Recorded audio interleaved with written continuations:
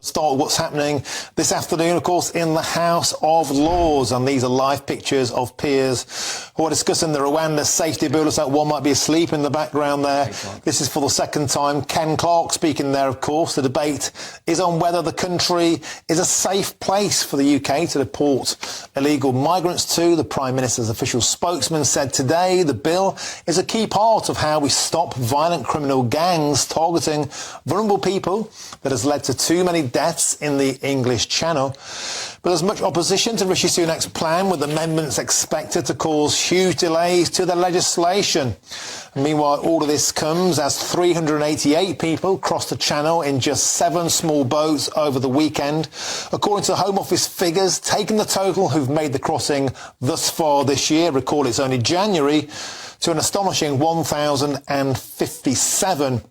Now, as expected, the Archbishop of Canterbury, Justin Welby, has voiced his opposition, quelle surprise, to the Rwanda safety bill in the House of Lords this afternoon. And here's a wee snippet of what he had to say. We can, as a nation, do better than this bill. With this bill, the government is continuing to seek good objectives in the wrong way, leading the nation down a damaging path. It is damaging for asylum seekers in need of protection and safe and legal routes to be heard. It is damaging for this country's reputation, which it contradicts even as late as last week, where the Prime Minister himself spoke eloquently on the value and importance of international law for this country. It is damaging in respect of constitutional principles and the rule of law. And most of all, my lords, it is damaging for our nation's unity in a time when the greatest issues of war, peace, defence and security need us to be united.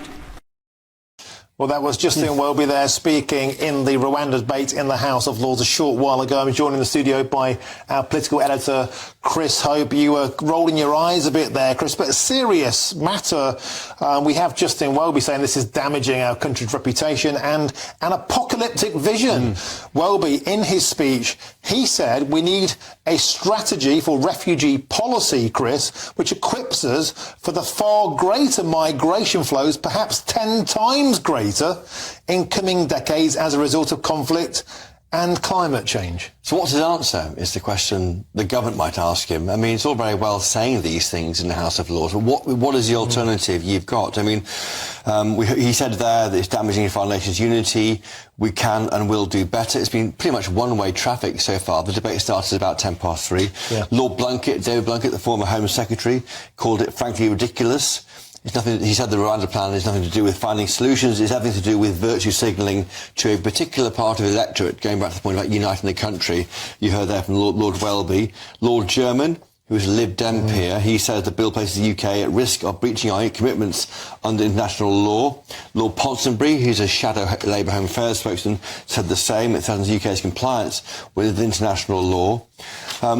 Others, not all the same way, though. Daniel Hannan, who is a Eurosceptic for MEP, you know him from the European Parliament, Martin, he said, you can easily list these defects, but what is a plausible and credible alternative to Rwanda? Other countries, the government would say, are looking at processing illegally arrived migrants outside of their own borders. This goes one step further by deporting them to Rwanda. The idea, as the government says, is to break this model of the people smugglers and make it work that way. That's the idea. You'll hear more of the same going through tonight.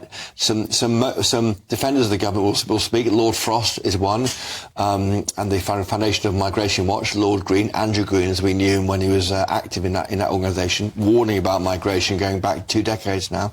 But I think you are going to see a lot of this, and it will go through tonight. The Lib Dems will probably vote against it. Labour won't vote. It should carry, therefore, for the government. But the strength of feeling bodes ill for the future of this bill as it goes towards the amendment stage in 2 weeks' time.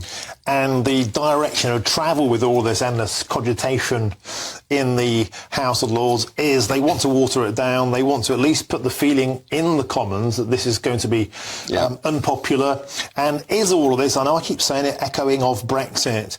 Is this a joined-up way of causing collateral and political damage to Rishi Sunak? Yeah, well, there is risk here. You have got an unelected House defying the elected House of Commons. We have heard from Matt Warman, who's the Vice Chairman of the One Nation caucus. He's saying that if the bill comes back amended to weaken it, even the left-wing Tories, such as they are, will vote to strengthen it. Maybe not all of them, maybe not Robert Buckland, but most of them will vote behind the government to put it back to where it was and take on this constitutional battle with the House of Lords.